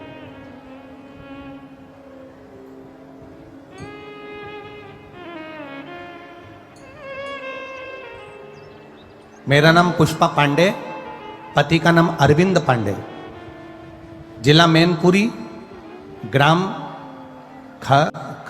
खटाना की रवटाना, क्या है लिखा है? कौन सा गांव है ये? खटाना? हाँ, तुम यहीं क्या हो क्या? अच्छा, पूछा। पुष्पा पांडे, पति का नाम अरविंद पांडे, जिला मैनपुरी, ग्राम खटाना की रहने वाली हूं। कहीं बैठी हैं पुष्पा जी? अगर बैठी हो तो हाथ हिलाइएगा अपना। कहीं बैठे हो तो हाथ जरूर हिलाएं। पुष्पा पांडे, पति का नाम अरविंद पांडे, जिला मैनपुरी, ग्राम खटाना की रहने वाली हूं। गुरुदेव, मैं क्या वर्णन करूं शिव महापुराण का। मेरी बच्चेदानी में गठान हो गई थी, रसोली हो गई थी। सारे डॉक्टरों का इलाज करवाया, सभी डॉक्टरों ने कहा इसका ऑपरेशन कराना पड़ेगा और वो गठान जांच के लिए बॉम्बे जाएगी। आगरा में गई, डॉक्टर को दिखाया, उन्होंने भी यही कहा। दिल्ली गई, वहां पर भी यही कहा कि इसका ऑपरेशन कराना पड़ेगा। हमने डॉक्टर से कहा अगर 2-4 दिन रुक जाएं फिर ऑपरेशन कराएं। डॉक्टर ने कहा कभी भी कराओ पर ऑपरेशन जरूरी है और जल्दी से जल्दी करा लेना क्योंकि गठान बढ़ रही है। तभी हमारी पड़ोसन के कहने पर हमने शिवजी पर 1 लोटा जल चढ़ाना प्रारंभ करा और एक बेलपत्री को लाकर खाना प्रारंभ करा।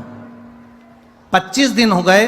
25 दिन के बाद क्योंकि पड़ोसन ने कहा था सियोर वाला महाराज कहता है, जांच फिर से कराई और वापिस 25 दिन के बाद में हम डॉक्टर को फिर वापस जांच कराने के लिए गए तो डॉक्टर ने कहा तुम्हारी गठान गल चुकी है, अब तुम्हें ऑपरेशन की जरूरत नहीं है, इसलिए मैं बाबा को नमन करने के लिए आई। ये शिव तत्व है। ओ घड़ी शंभु त्रिकालदर्शी कैलाश, तेरी कृपा बिना ना हिले एक भी अणु, लेते हैं श्वास तेरी कृपा से तनो तनो। आपका विश्वास अगर दृढ़ है, आपका भरोसा अगर दृढ़ है, तुम शिव के दरवाजे तक जा रहे हो, तुम शंकर की चौखट तक जा रहे हो, 1 लोटा जल चढ़ाकर थोड़ा सा जल लेकर अपने दरवाजे पर छीट रहे हो, थोड़ा सा जल लाकर आचमन कर रहे हो, एक बेलपत्र लाकर अगर रोग के लिए भी तुम कुंदकेश्वर महादेव का नाम लेकर खा रहे हो तो ये निश्चित है उसका फल मिलता ही। जिसकी किडनी लीवर खराब हो जाता है, डायलिसिस चल रहे हो, 1 हफ्ते में 2 बार हो रहे हो, 3 बार हो रहे हो या बार बार हो रहे हो, उनसे निवेदन है प्रयास करना, प्रयास करिए। एक सफेद दुर्वा, दुर्वा जानते हो सब लोग? अरे जम के तो बोलो। वो गणेश जी को जो धूप चढ़ती है दुर्वा, वो हरी होती है। ये जितनी हरी दुबा लगी होती है इसमें एक सफेद दुर्बा भी लगी होती है, सफेद कलर की दुर्बा होती है। एक सफेद दुर्बा शिव जी को समर्पित कर 1 लोटा जल कुंदकेश्वर अवधूतेश्वर महादेव का नाम लेकर शंकर को समर्पित करें और उस जल को लेकर वो दुर्बा को वापिस उठाकर ले आए। जिसके डायलिसिस चल रहे हों या जिसका किडनी लीवर बेकार हो रहा हो, वो जल जो शिवजी पे चढ़ा हुआ है दुर्बा वाला, वो जल उसको दें।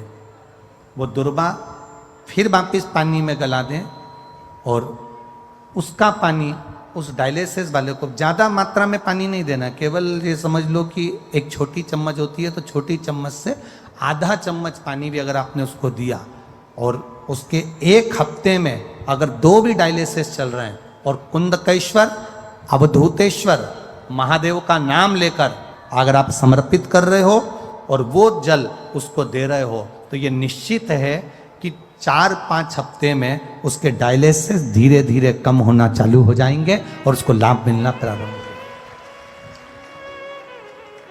उसको लाभ मिलना प्रारंभ हो। पर करना कब है इसको, कब कर सकते हैं?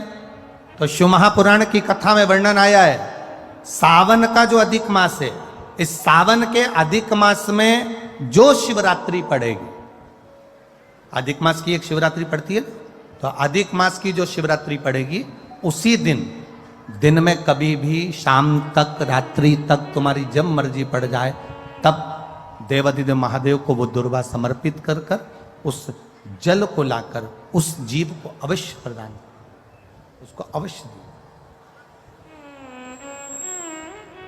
शंभु ओघड़ी है शंकर, ओघड़ी।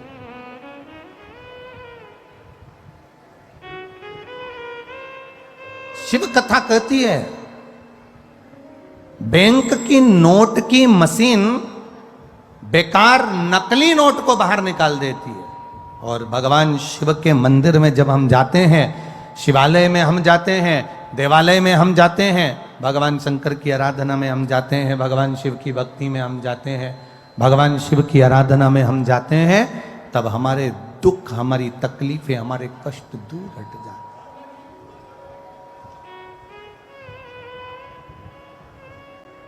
मेरे भोले तेरा सहारा है मेरे भोले, तेरा सहारा है मेरी नैया का तू किनारा है, मेरी नैया का तू किनारा है। शिव तत्व की प्राप्ति हो। कहा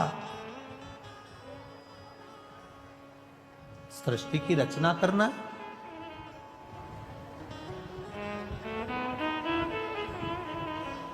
ब्रह्मा जी ने मन में सोचा कि ये सृष्टि की रचना तो मैं कर लूंगा, इसमें कोई बड़ी बात नहीं है। सृष्टि की रचना करना ये सरल सी बात है, मैं कर सकता। ब्रह्मा जी के मुख से एक अहंकार का शब्द जो निकला, ये सृष्टि वृष्टि तो मैं बना सकता हूं। जिसके मुख से शब्द के पीछे का जो शब्द निकलता है, अगर वो निकल रहा है तो समझ लेना कि उसके अंदर अहंकार समाहित होके जा रहा है। शब्द के पीछे का अगर शब्द निकल रहा है तो समझ ले अहंकार समाहित होते। जैसे कोई व्यक्ति कह देता है पानी वानी है क्या, घड़ी वड़ी देखना है जरा, मतलब घड़ी तो है, ये बड़ी शब्द कहां से आ गया। पानी तो है पर वानी शब्द कहां से आ गया। कपड़े वपड़े हैं क्या, पानी वानी है क्या। रोटी वोटी है क्या, घड़ी वड़ी है क्या। कई लोगों की आदत होती है प्रसाद वरसाद है क्या। अब ये प्रसाद तो है कि बरसात कहां से आ गया, घड़ी तो है वड़ी कहां से आ गई, पानी तो है वानी कहां से आ गई, कपड़ा तो है वपड़ा कहां से आ गया। शिव महापुराण की कथा कहती है जिसके संबोधन में ऐसे शब्द के बाद में शब्द लगने लगे, पानी वानी है क्या, रोटी वोटी है क्या, घड़ी वड़ी है क्या, ऐसे शब्द के पीछे के जो शब्द व्यक्ति लगाने लगे, समझ लेना उसके भीतर अहंकार प्रवेश कर गया है। और जब शब्द के पीछे के शब्द आने लगे तब अहंकार उसमें प्रवेश कर गया, तब समझ लेना कि एक ना एक दिन वो अब धीरे से कहीं ना कहीं ऐसी उलझन में उलझने वाला है कि वो कम से कम 10 साल तक सुलझने ही वाला नहीं है। ये शब्दों के संबोधन से पहचाना जाए। आपके घर में अगर बहू, बच्चे, बेटे, पति, पत्नी, कोई भी अगर ऐसे शब्द बोलता है, दादा, दादी, नाना, नानी, कोई ऐसे शब्द बोलता है, कोई भी शब्द, एक शब्द के पीछे का शब्द, क्यों रोटी वोटी है क्या, समझ लेना समय आ गया, गड़बड़ है, जरूर कोई ना कोई इसमें अहंकार समाहित हो गया। इसके शब्दों में जब अहम के शब्द जुड़ गए हैं तो ये बर्बाद करने वाले। घर में अगर कोई हमें वैसे तो मुझे लगता है कि मैनपुरी में ऐसा बोलते नहीं होंगे, बोलते हैं क्या, अरे बोलो तो जम के, नहीं बोलते। कभी भी बोलने में तो नहीं आता कि पानी वानी हो तो ला दो, देखो जरा रोटी वोटी क्या बनी है। दुकानदार के पास पहुंचे कपड़ा वपड़ा है क्या अच्छा वाला। जब इस तरह के शब्दों पर शब्द की मार पड़ती है, दूसरे शब्दों का संबोधन आता है, अब शब्दों का संबोधन जुड़ जाता है, तब समझ लें कहीं ना कहीं अहंकार, कहीं ना कहीं अभिमत्ता, कहीं ना कहीं अभिमान, कहीं ना कहीं अहम हमारे सामने आकर खड़ा हो जाता है। अब जब वो अहम, अभिमान हमारे सामने आकर खड़ा होता है तो वो हमको धीरे धीरे धीरे धीरे बर्बादी की ओर लेकर चले जाता है, धीरे धीरे वो हमको नष्ट करने की ओर लेकर चले जाता। ब्रह्मा जी ने कहा, ब्रह्मा जी ने संबोधन कहा कि सृष्टि वृष्टि की रचना तो हम कर सकते हैं, इस सृष्टि की रचना में करने में हमें कोई दिक्कत नहीं है, सृष्टि की रचना हम कर सकते हैं। जैसे ही ब्रह्मा के मुख से जो शब्द निकला वो अभिमत्ता का शब्द था, तो भगवान शिव जी ने कह दिया आप सृष्टि की रचना करो, मना क्या। ब्रह्मा जी ने सृष्टि की रचना करी। ब्रह्मा जी ने जब सृष्टि की रचना करना प्रारंभ करा, सृष्टि की रचना करना जब ब्रह्मदेव चालू करे तो सबसे पहले ब्रह्मा जी ने जो सृष्टि रची वो किन्नरों की सृष्टि की रचना कर दी। चारों तरफ किन्नरी किन्नर किन्नरी किन्नर, चारों तरफ किन्नर भरे। भगवान नारायण को हंसी आ गई। शिव जी ने देखा कि तुमने हंसा, अच्छा कार्य नहीं किया है महाराज, तुम हंसे हो, ये ठीक नहीं है। हे नारायण, विकलांग पर, मंदबुद्धि पर, दुर्बल पर, बहुत मोटे व्यक्ति पर, छोटे नाटे से व्यक्ति पर, कोई हाइट में कम है, ठिग्गा रह गया, नाटा हो गया, उस व्यक्ति पर, मंदबुद्धि पर, कमजोर पर, शरीर से रोग से ग्रसित व्यक्ति पर, किन्नर पर 6 से 7 नाम हमारे शास्त्र वर्णन करते हैं। इन 7 लोगों पर जो हंसता है उसको एक जन्म उसी का लेना पड़ता है जिस पर वो हंसा है। एक जन्म उसको उसी का लेना पड़ता है। एक जन्म वो वैसा ही निकाल दो।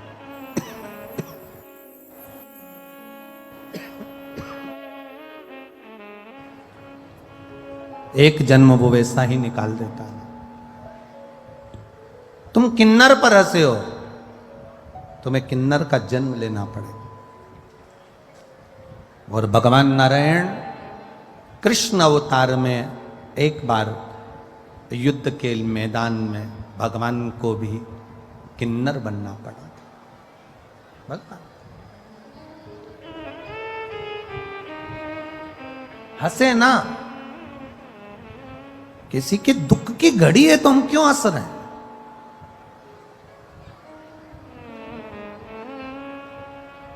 कोई नारी का अपमान कर रहा है, कोई नारी को गाली दे रहा है, कोई स्त्री को मार रहा है, कोई स्त्री को ताना दे रहा है, कोई स्त्री रो रही है और हम हंस रहे हैं, हम प्रसन्न हो रहे हैं।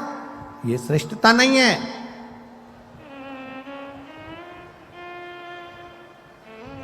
दुनिया के लोग कहते हैं द्रौपदी के कारण महाभारत हो गई, दुनिया के लोग कहते हैं सीता जी के कारण रामायण हो गई।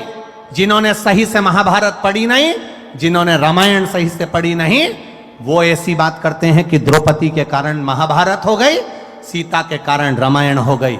जिन्होंने अगर अच्छे से महाभारत पढ़ी होती, जिसने अच्छे से रामायण पढ़ी होती, तो उनको अंदाजा लग जाता कि ये रामायण, ये महाभारत द्रौपदी और सीता के कारण नहीं हुई है। ये महाभारत केवल नारी का सम्मान नहीं हुआ इसलिए महाभारत हुई, और नारी का सम्मान नहीं हुआ इसलिए रामायण हुई।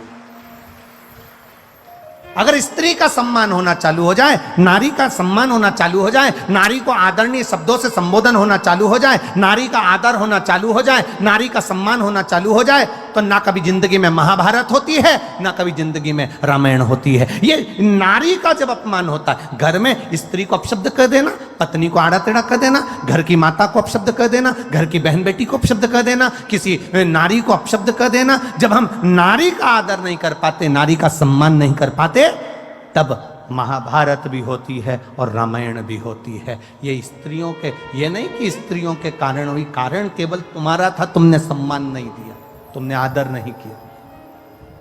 शिव कथा कह रही, भगवान नारायण को अर्धनारीश्वर, भगवान नारायण को उसी समय पर भगवान शंकर ने अर्धनारीश्वर स्वरूप का दर्शन दिया है। भगवान ब्रह्मा विष्णु महेश तीनों पधार रहे हैं। जोरदार ताली बजाकर स्वागत वंदन अभिनंदन करें।